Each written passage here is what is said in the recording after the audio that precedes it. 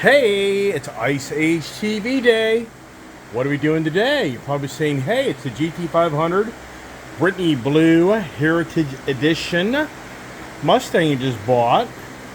Yeah, that's just such a really nice car. And believe it or not, the selling dealer called me this morning and said, hey, a guy showed up this morning to buy this car. So had I not gone out yesterday and moved pretty quick in this car, it would have been gone.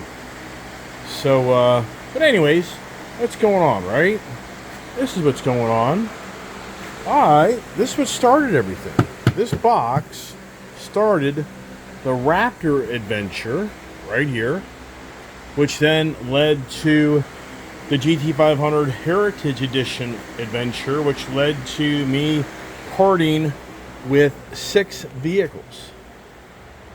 So, got rid of my Toyota Avalon, got rid of my Ford Bronco 2-door, got rid of my Ford Mach 1, got rid of the Ford F-1 450, got rid of, the Mustang GT350. And, this is just confusing. Too many damn cars, right? So I just said it. You got Toyota Avalons, 1, right? The Bronco 2-doors, 2. Mustang Mach 1 is 3. Mustang GT350's 4. F-150 Lightning's 5. Oh, and then the F-150 Super Snake in Tennessee is 6, which we're supposed to be picking that thing up like right now. So, yeah, so what's going on here? Well, what's going on here is this box right here is what started all this, meaning that I went by Coons Baltimore Ford. I was in Florida. This is the story. I was in Florida, and my salesman calls me and said, hey, we got a part for your F-150 Lightning truck. And I said, all right. So when I got back in town, I went by there Tuesday, and I go by there Tuesday, and as I'm picking up the box, I just happened to notice there's a really cool Raptor 2022 truck on the used car section. And I'm like, what's this all about? So that is how this all played out this week on the 6 for 2 car video. But what I'm going to do now, I'm going to put this this box, accessory box, whatever you want to call it.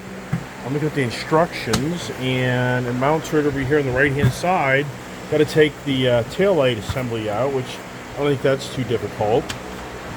So follow me along as I install my accessory box that created my Raptor. That I'm putting this in my Raptor when it should have been put in my F-150 Lightning truck.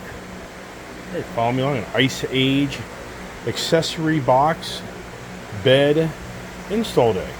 All right, that's pretty cool. So taillight assembly pop right out, and then it has little rubber grommets that hold it in.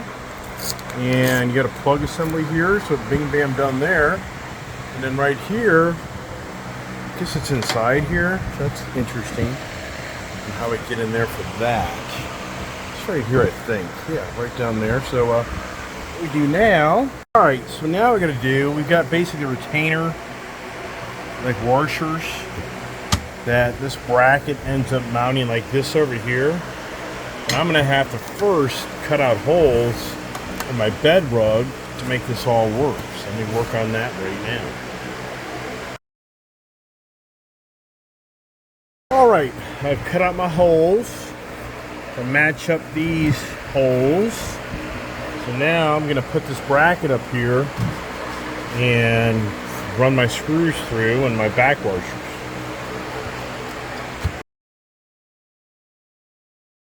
We're making progress. Make sure this bracket is correct. Okay. So make sure these hinges are in the back closest to the tailgate. And now the 30 Torx and a 1/2 inch wrench or socket. And up in here you can see where I've mounted the screws. There's 3 screws in there. And so now we'll tighten it down. Alright, now I just used a 1/2 inch wrench instead of that socket. Now, one concern I have is this bracket kind of pulled in because it's contour of the actual bed here. I don't know if that's going to create a problem. If you back it off, you know, this is kind of loose. You'd have to put washers behind this to kind of keep it level. The question is, you know, does that throw that off or it creates a problem? I don't know. It's going to be interesting to see how that plays out. You know what I mean? Let's check it out. What I'm going to test this thing out right now before I get too much further into this. So I'm going to do that right now because I just want to make sure this thing doesn't, you know, have an issue here. Alright, so yeah, I mean, she kind of breaks loose, but you have a secure bracket back there that I'll install, but yeah, so that seems to be okay. Very good. That's pretty cool. Look at that. Yeah, it kind of still keeps your bed. You know, what's pretty cool about this is this could be an accessory for, you know, a lot of things, secure things. I mean, so it's pretty nice. You just put some items you don't want flying around the back of the bed. Put a nice, like a safety kit could be put in back here, or I mean, you could put a gun probably. I mean, you could probably put a gun. I mean, the law in Virginia is if you have a gun, you can have open carry in Virginia, but people get really freaked out with that. As long as you have your gun and ammunition separated, so if you had ammunition up in your truck and you had a gun in the back, they don't really, you know, somebody would probably correct me on that, but as far as I know, that's okay. You know, it just has to be separated if you're traveling. So just an idea there, but lots of, you know, possible flashlights. You know, probably make a little ice cooler if you wanted to. You know, if it has a drain. I don't think it has a drain plug in it. You could probably get creative and make your own drain plug. But anyways, all right, follow me along. When I have that, I think I'm gonna get this light assembly out of my way so I don't scratch it. I'm gonna put that back on right now. Smartest thing I think you could do. All right, got the rear tail light assembly back in. One thing you gotta be careful about, this is plastic. Yeah, this is, you know, this is all aluminum, plastic. You start cranking this thing down too much, guarantee you'll bust out that light. All right, I'm gonna take this back off. And the next project is mounting this where those brackets are.